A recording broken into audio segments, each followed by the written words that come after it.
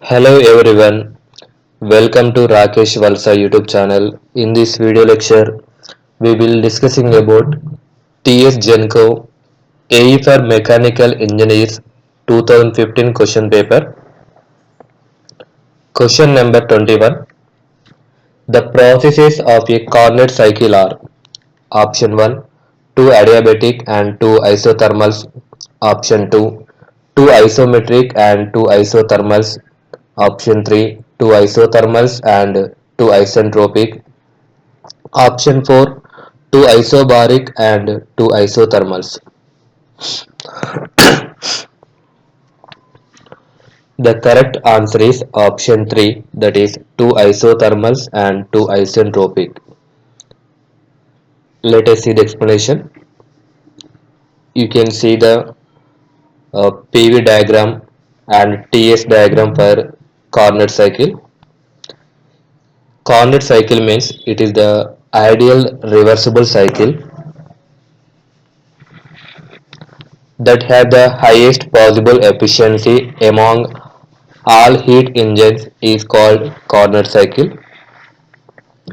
Carnot cycle is one of the best known reversible cycle. The Carnot cycle is composed of four reversible processes. Let us see the first one. Process 1 to 2 in PV diagram and TS diagram, that is reversible isothermal expansion. Process 2 to 3 in PV diagram and 2A TS diagram, that is reversible adiabatic expansion or isentropic expansion. Process 3 to 4 in PV diagram and TS diagram, that is reversible isothermal, that means constant temperature compression process. Process 4 to 1 in PV diagram and TS diagram, it is reversible adiabatic compression or isentropic compression, that means constant entropy. So the correct answer is the process of a Carnot cycle are two isothermals and two isentropic processes. Question number 22. Kelvin Planck's law deals with option 1, conversion of energy, option 2, conversion of mass, option 3, conversion of heat into work, option 4, conversion of work into heat. The correct answer is option 3, that is conversion of heat into work. According to second law of thermodynamics, it deals with two different laws, that is Kelvin Planck's law and Clausius statement. Let us see the first one, Kelvin Planck's law. According to this law, it gives the concept of heat engine, hence it is a conversion of heat into work. According to Kelvin Planck's statement of second law, it is impossible to construct a device or engine operating in a cycle that will produce no effect other than extraction of heat from a single reservoir and convert all of it into work. So according to this statement, the correct answer is option 3, that is conversion of heat into work. Let us see the second law, that is Clausius statement. According to this statement, it is impossible to construct a system which will operate in a cycle, transfers heat from low temperature reservoir, that means sink, to the high temperature reservoir, that means source, without any external effect of or work interaction with the surroundings. Question number 23. What is the highest possible theoretical efficiency of a heat engine operating with a hot reservoir of furnace gases at 527 degrees when the cooling water is available at 27 degrees. Option 1 33%, option 2 50%, option 3 66%, option 4 75%. The correct answer is option 3 66%. Here the given engine is heat engine. We know the formula for efficiency of heat engine, that is net work done by net work done by maximum temperature, that means reservoir temperature, that is TH. Here the network means difference of source temperature and sink temperature, that means TL, by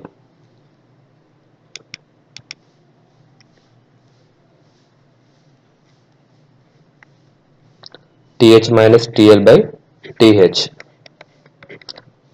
The given data is reservoir of furnace gas is 527 degrees, that means TH is given that 527 degrees. Now convert into Kelvin. Let's add 273.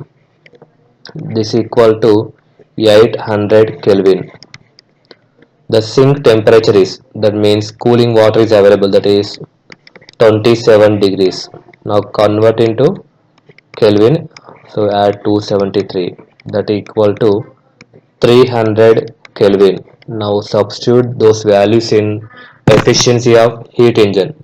Efficiency of heat engine equal to 800 minus 300 by TH is 800. This equal to 500 by 800. So 5 by 8 value is approximately 0.625, so 62.5 percentage. So this value is not given, so this value is approximately near to 66. So the correct answer is option 3 66 percentage. Question number 24. Which of the following statements is correct? Option 1. Dew point temperature can be measured with the help of thermometer. Option 2. Dew point temperature is the saturation temperature corresponding to the partial pressure of water vapor in moist air. Option 3. Dew point temperature is the same as the thermodynamic wet bulb temperature. Option 4. For saturated air, dew point temperature is less than the wet bulb temperature. The correct answer is option 2, that is dew point temperature is the saturation temperature corresponding to the partial pressure of water vapors in moist air. Let us see the explanation. Dew point temperature can be measured by filling a metal can with water and ice cubes. So first statement is wrong. Second one, dew point temperature is the saturation temperature corresponding to the partial pressure of water vapor. So the given second statement is correct. The next one is the wet bulb temperature is higher than the dew point temperature. He has given that less than.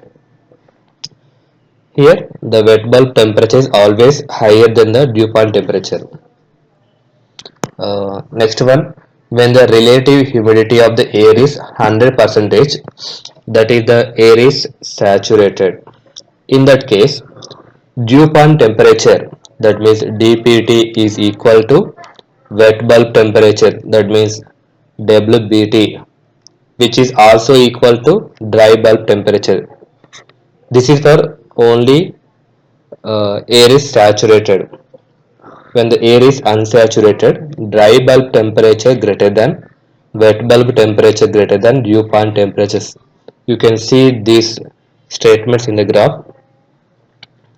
According to saturation, you can see this point. In that point, dew point temperature, this one.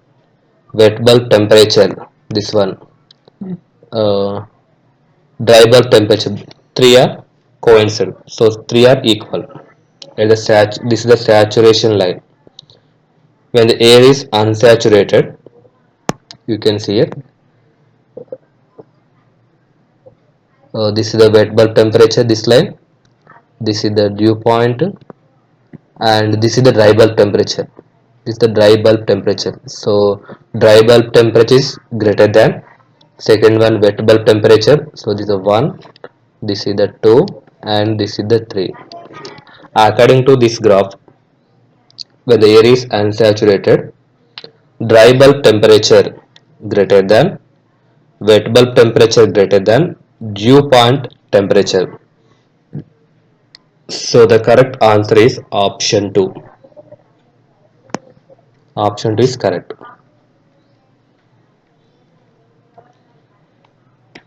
Question number 25. When the fuel is burned and water is released in the liquid phase, the heating value of fuel is called option 1 higher heating value, option 2 lower heating value, option 3 enthalpy of formation, option 4 latent heat value. The correct answer is option 1 higher heating value. Let us see the explanation. This is the direct question. The heating value of fuel is referred to as gross calorific value or high heating value. In this case, it is burnt and water occurs in the vapor phase. So the correct answer is higher heating value. Question number 26. The clearance volume in reciprocating air compressors is provided to option 1 reduce work done per kilogram of air delivered, option 2 to increase the volumetric efficiency of the compressor, option 3 to accommodate valves in the head of the compressor, option 4 to create turbulence in the air to be delivered.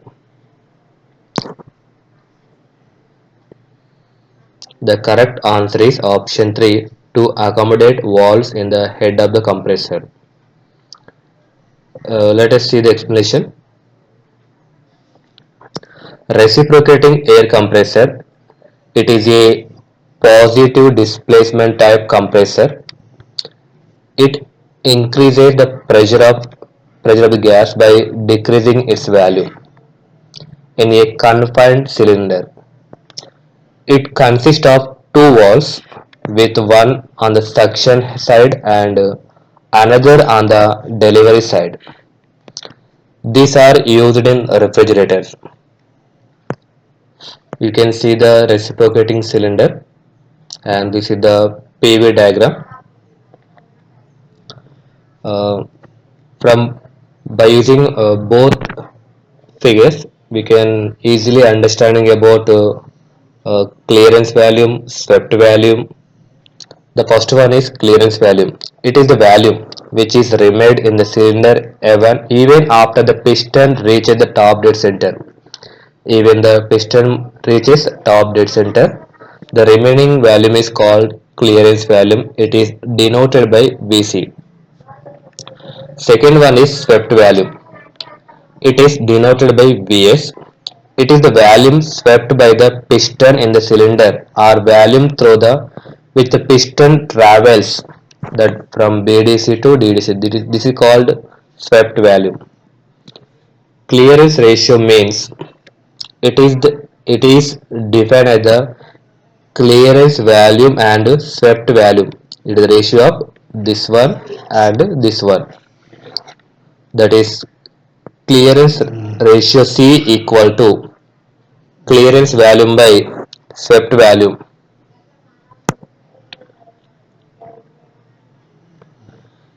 Uh, Let us see the few important points regarding clearance volume in the cylinder is provided.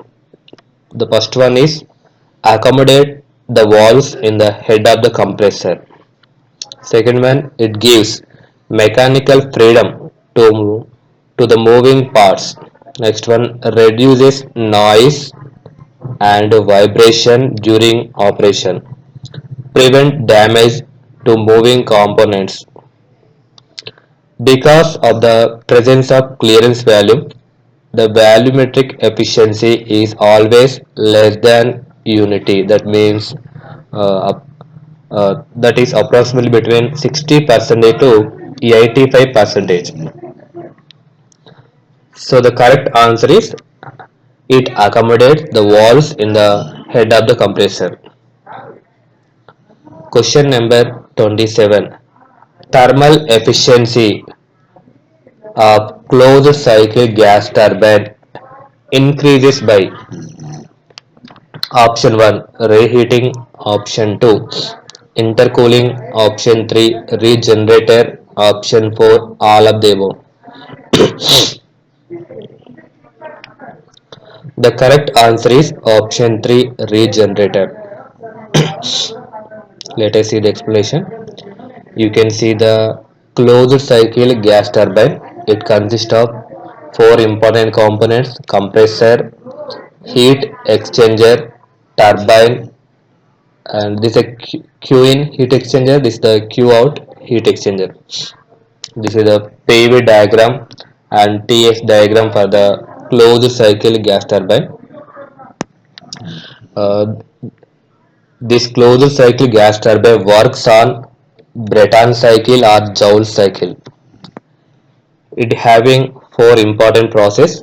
Let us see the first process 1 to 2. In process 1 to 2 lies compressor component. Uh, Isentropic compression of gas takes place in the compressor. The second one is process 2 to 3. It denotes the heating of gas in heating chamber at constant pressure. You can see it. Heat is adding the constant temperature. Process 3 to 4 having turbine component. In this process, the expansion of gas takes place isentropically. Process 4 to 1. This process shows the cooling of gas at constant pressure. This is the 4 to 1 constant pressure.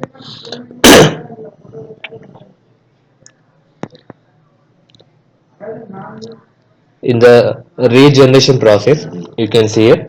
So 1, 2, and this is 3, 4, this is 5 and 6.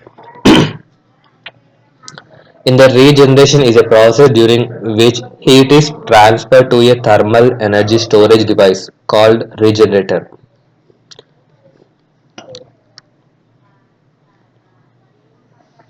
During one part of the cycle and is transferred back to the working fluid during another part of the cycle. In gas turbine, regeneration is done between the exit gas from the turbine and the air coming out of the compressor. Only in this process the thermal efficiency will be increased in closed cycle gas turbine.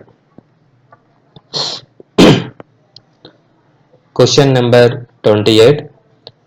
In a two-stage gas turbine plant with intercooling and reheating. Option 1 both work ratio and thermal efficiency improve. Option 2 work ratio improves but thermal efficiency decrease. Option 3 thermal efficiency improves but work ratio decrease. Option 4 both thermal efficiency and work ratio decreases.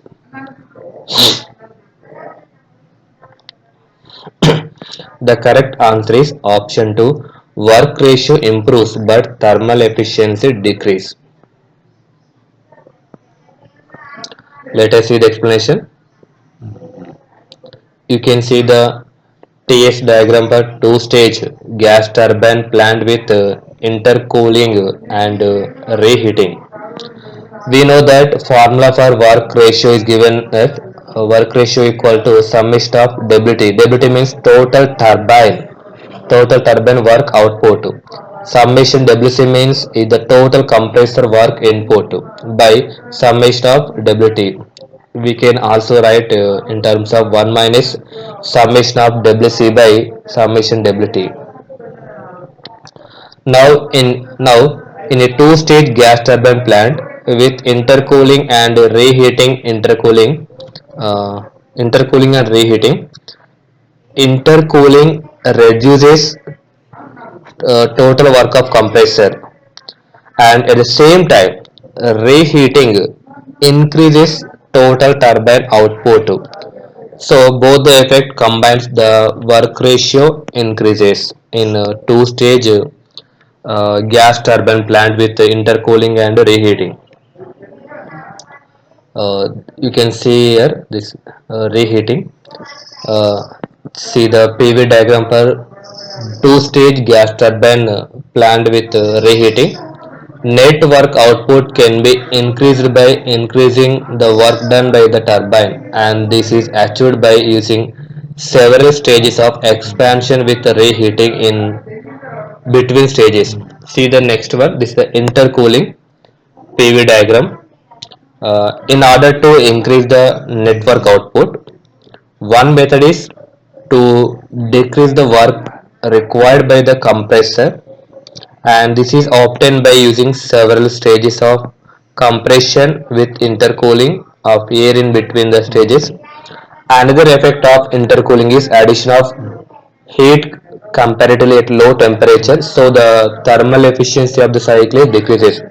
So the correct answer is work ratio increases and thermal efficiency decreases in two-stage gas turbine plant with intercooling and reheating.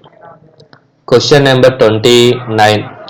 In a propulsion system, the expansion of gases takes place in the following manner. Option 1, 80% in turbine and 20% in nozzle. Option 2, 70% in turbine and 30% in nozzle. Option 3, 60% in turbine and 40% in nozzle. Option 4, 50% in turbine and 50% in nozzle. The correct answer is option 1, that is 80% in turbine and 20% in nozzle. Let us see the explanation. In a gas expansion in a turbo propulsion engine, the expansion of gas is a crucial process that drives the overall functioning of engine. This expansion occurs in two main stages. One is turbine, another one is nozzle. Let us see the expansion in the turbine. The majority of the gas expansion occurs in the turbine section of the engine. This is where the high temperature gases produced by the combustion of fuel in the combustion chamber are directed. The expanding gases pass through a series of turbine blades which extract energy from a flow and convert it into mechanical work. This mechanical work drives the rotation of the turbine and power the compressor and the auxiliary drives. As a result, a significant portion of the gas energy is utilized in the turbine section. Expansion in the nozzle. After passing through the turbine, the gas uh, uh, po- still possess a considerable amount of energy. This energy is further utilized in the nozzle section of the engine. The nozzle serves the purpose of accelerating the exhaust gases to a high velocity before they are expelled from the engine. This acceleration increases movement of gases, resulting in a higher exhaust velocity and thrust production. However, since the nozzle is primarily responsible for exhalating the gases, the amount of energy extracted from the gases in this section is relatively lower compared to the turbine section. According to these two statements, uh, based on the above explanation, it can be concluded that expansion of gases takes place approximately 80% in turbine and 20% in nozzle. This distribution ensures that the majority of the energy produced by the combustion process is effectively converted into useful work in the turbine, while the remaining energy is utilized for thrust production in the nozzle. So the correct answer is 80% in the turbine and 20% in the nozzle. Question number 30. The value of reheat factor in steam turbines normally varied from option 1 0.42 to 0.64, option 2 0.61 to 0.82, option 3 1.02 to 1.06, option 4 1.2 1.6. The correct answer is option 3 1.02 to 1.06. Reheat factor defined as the ratio of heat drop cumulative heat drop to the adiabatic heat drop in all stages of the turbine. The value of reheat factor depends on the efficiency of the turbine. Type and efficiency of the turbine. It depends on initial pressure and superheat and exit pressure. Turbine stage efficiency.